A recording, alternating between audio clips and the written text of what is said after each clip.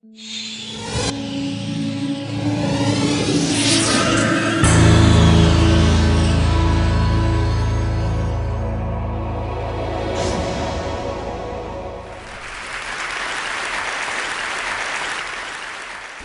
do you explain when things don't go as we assume?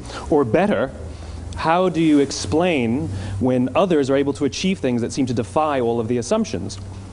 For example, why is Apple so innovative? Year after year after year after year, they're more innovative than all their competition. And yet, they're just a computer company. They're just like everyone else. They have the same access to the same talent, the same agencies, the same consultants, the same media. Then why is it that they seem to have something different? Why is it that Martin Luther King led the civil rights movement? He wasn't the only man who suffered in a pre-civil rights America, and he certainly wasn't the only great orator of the day. Why him? And why is it that the Wright brothers were able to figure out controlled powered manned flight when there were certainly other teams who were better qualified, better funded, and they didn't achieve powered manned flight, and the Wright brothers beat them to it? There's something else at play here. About 3.5 years ago, I made a discovery, and this discovery profoundly changed my view on how I thought the world worked, and it even profoundly changed the way in which I operate in it. As it turns out, there's a pattern. As it turns out, all the great and inspiring leaders and organizations in the world, whether it's Apple or Martin Luther King or the Wright brothers, they all think, act, and communicate the exact same way, and it's the complete opposite to everyone else. All I did was codify it. And it's probably the world's simplest idea. I call it the golden circle.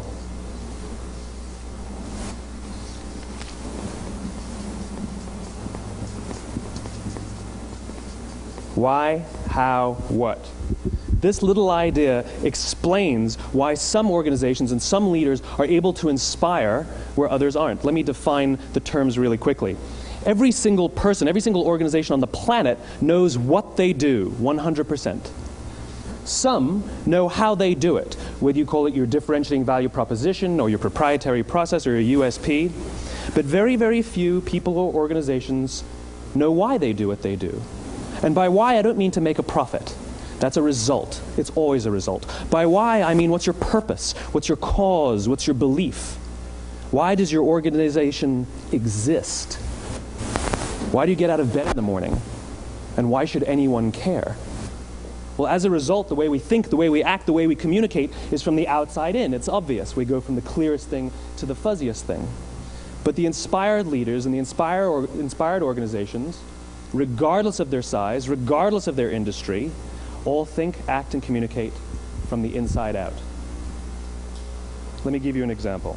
I use Apple because they're easy to understand and everybody gets it. If Apple were like everyone else, a marketing message from them might sound like this. We make great computers. They're beautifully designed, simple to use, and user-friendly. Want to buy one? Meh. And that's how most of us communicate. That's how most marketing is done, that's how most sales is done, and that's how most of us communicate interpersonally. We say what we do, we say how we're different or how we're better, and we expect some sort of behavior, a purchase, a vote, something like that. Here's our new law firm. We have the best lawyers with the biggest clients. We always perform for our clients, do business with us. Here's our new car. It gets great gas mileage. It has, leather seats. Buy our car. But it's uninspiring. Here's how Apple actually communicates. Everything we do, we believe in challenging the status quo. We believe in thinking differently. The way we challenge the status quo is by making our products beautifully designed, simple to use, and user-friendly. We just happen to make great computers. Want to buy one? Totally different, right? You're ready to buy a computer from me. All I did was reverse the order of the information. What it proves to us is that people don't buy what you do, people buy why you do it. People don't buy what you do, they buy why you do it. This explains why every single person in this room is perfectly comfortable buying a computer from Apple. But we're also perfectly comfortable buying an MP3 player from Apple, or a phone from Apple, or a DVR from Apple. But as I said before, Apple's just a computer company. There's nothing that distinguishes them structurally from any of their competitors. Their competitors are all equally qualified to make all of these products. In fact, they tried. A few years ago, Gateway came out with flat-screen TVs. They're eminently qualified to make flat-screen TVs. They've been making flat-screen monitors for years. Nobody bought one. And Dell came out with MP3 players and PDAs. And they make great quality products, and they can make perfectly well-designed products, and nobody bought one. In fact, talking about it now, we can't even imagine buying an MP3 player from Dell. Why would you buy an MP3 player from a computer company? But we do it every day. People don't buy what you do, they buy why you do it. The goal is not to do business with everybody who needs what you have. The goal is to do business with people who believe what you believe. Here's the best part. None of what I'm telling you is my opinion. It's all grounded in the tenets of biology, not psychology, biology. If you look at a cross-section of the human brain, looking from the top down, what you see is the human brain is actually broken into three major components that correlate perfectly with the golden circle. Our newest brain, our Homo sapien brain, our neocortex, corresponds with the what level. The neocortex is responsible for all of our rational and analytical thought and language. The middle two sections make up our limbic brains, and our limbic brains are responsible for all of our feelings, like trust and loyalty. It's also responsible for all human behavior, all decision-making, and it has no capacity for language. In other words, when we communicate from the outside in, yes, people can understand vast amounts of complicated information like features and benefits and facts and figures. It just doesn't drive behavior. When we communicate from the inside out, we're talking directly to the part of the brain that controls behavior, and then we allow people to rationalize it with the tangible things we say and do. This is where gut decisions come from. You know, sometimes you can give somebody all the facts and your figures, and they say, I know what all the facts and details say, but it just doesn't feel right. Why would we use that verb? It doesn't feel right. Because the part of the brain that controls decision-making doesn't control language. And the best we can muster up is, I don't know, it just doesn't feel right. Or sometimes you say you're leading with your heart or you're leading with your soul. Well, I hate to break it to you, those aren't other body parts controlling your behavior. It's all happening here in your limbic brain, the part of the brain that controls decision-making and not language. But if you don't know why you do what you do, and people respond to why you do what you do, then how will you ever get people to vote for you or buy something from you, or more importantly, be loyal and want to be a part of what it is that you do? Again, the goal is not just to sell people who need what you have. The goal is to sell to people who believe what you believe. The goal is not just to hire people who need a job. It's to hire people who believe what you believe. I always say that, you know, there's, if you hire people just because they can do a job, they'll work for your money. But if you hire people who believe what you believe, they work for you with blood and sweat and tears. And nowhere else is there a better example of this than with the Wright brothers. Most people don't know about Samuel Pierpont Langley. And back in the early 20th century, the pursuit of powered man flight was like the dot-com of the day. Everybody was trying it. And Samuel Pierpont Langley had what we assume to be the recipe for success. I mean, even now, you ask people, why did your product or why did your company fail? And people always give you the same permutation of the same three things. Undercapitalized, the wrong people, bad market conditions. It's always the same three things. So let's explore that.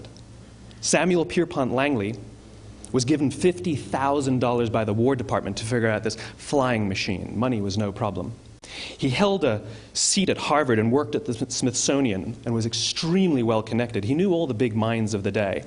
He hired the best minds money could find, and the market conditions were fantastic. The New York Times followed him around everywhere, and everyone was rooting for Langley. And how come we've never heard of Samuel Pierpont Langley? A few hundred miles away in Dayton, Ohio, Orville and Wilbur Wright. They had none of what we consider to be the recipe for success. They had no money. They paid for their dream with the proceeds from their bicycle shop. Not a single person on the Wright brothers' team had a college education, not even Orville or Wilbur. And the New York Times followed them around nowhere. The difference was Orville and Wilbur were driven by a cause, by a purpose, by a belief. They believed that if they could figure out this flying machine, it'll change the course of the world. Samuel Pierpont Langley was different. He wanted to be rich, and he wanted to be famous. He was in pursuit of the result. He was in pursuit of the riches. And lo and behold, look what happened.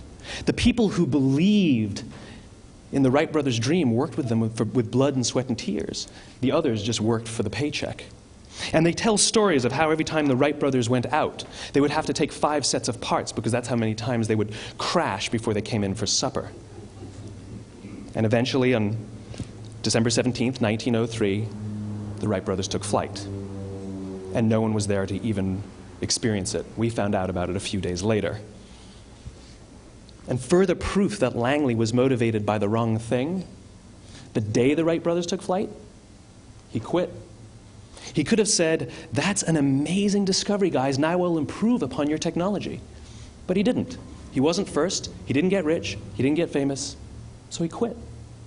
People don't buy what you do, they buy why you do it. And if you talk about what you believe, you will attract those who believe what you believe. Well, why is it important to attract those who believe what you believe? Something called the law of diffusion of innovation. And if you don't know the law, you definitely know the terminology. The first 2.5% of our population are our innovators. The next 13.5% of our population are our early adopters. The next 34% are your early majority, your late majority, and your laggards. The only reason these people buy touch-tone phones is because you can't buy rotary phones anymore.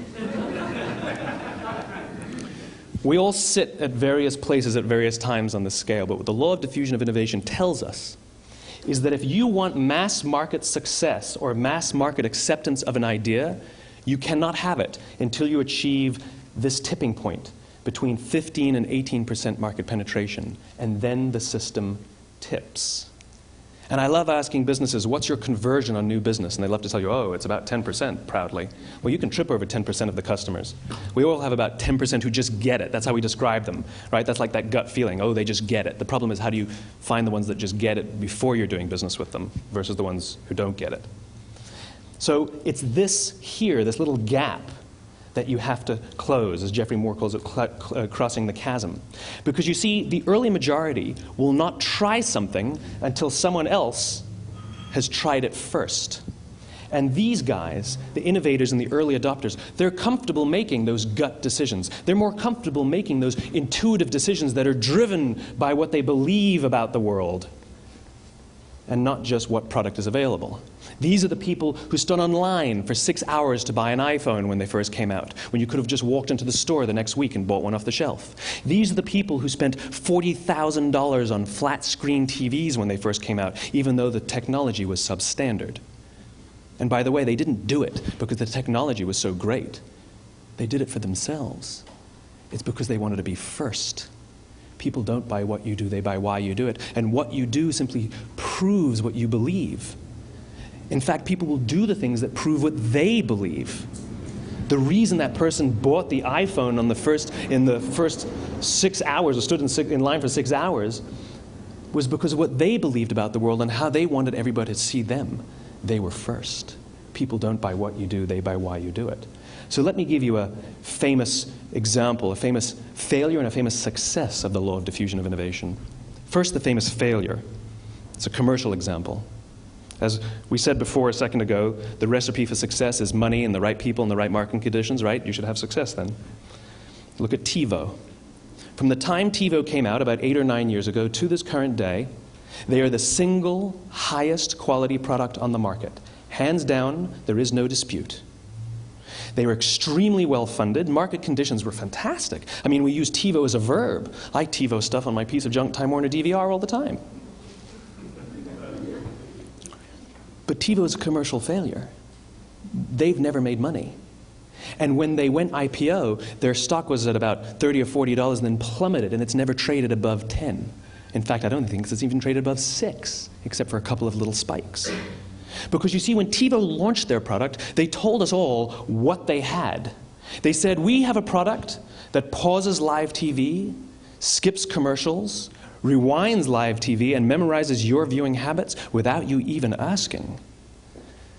And the cynical majority said, we don't believe you, we don't need it, we don't like it, you're scaring us. What if they had said, if you're the kind of person who likes to have total control over every aspect of your life, boy, do we have a product for you. It pauses live TV, skips commercials, memorizes your viewing habits, etc., etc. People don't buy what you do, they buy why you do it, and what you do simply serves as the proof of what you believe. Now let me give you a successful example of the law of diffusion of innovation. In the summer of 1963, 250,000 people showed up on the Mall in Washington to hear Dr. King speak. They sent out no invitations, and there was no website to check the date. How do you do that? Well, Dr. King wasn't the only man in America who was a great orator. He wasn't the only man in America who suffered in a pre-civil rights America. In fact, some of his ideas were bad. But he had a gift. He didn't go around telling people what needed to change in America. He went around and told people what he believed. I believe, I believe, I believe, he told people. And people who believed what he believed took his cause and they made it their own, and they told people. And some of those people created structures to get the word out to even more people. And lo and behold, 250,000 people showed up on the right day, on the right time to hear him speak. How many of them showed up for him? 0. They showed up for themselves. It's what they believed about America that got them to travel on a bus for 8 hours to stand in the sun in Washington in the middle of August. It's what they believed, and it wasn't about black versus white. 25% of the audience was white. Dr. King believed that there are 2 types of laws in this world, those that are made by a higher authority and those that are made by man. And not until all the laws that are made by man are consistent with the laws that are made by the higher authority will we live in a just world. It just so happens that the civil rights movement was the perfect thing to help him bring his cause to life. We followed him not for him, but for ourselves. And by the way, he gave the I have a dream speech, not the I have a plan speech. Listen to politicians now with their comprehensive 12-point plans. They're not inspiring anybody. Because there are leaders and there are those who lead. Leaders hold a position of power or authority, but those who lead inspire us. Whether they're individuals or organizations, we follow those who lead not because we have to, but because we want to. We follow those who lead not for them, but for ourselves. And it's those who start with why that have the ability to inspire those around them or find others who inspire them. Thank you very much.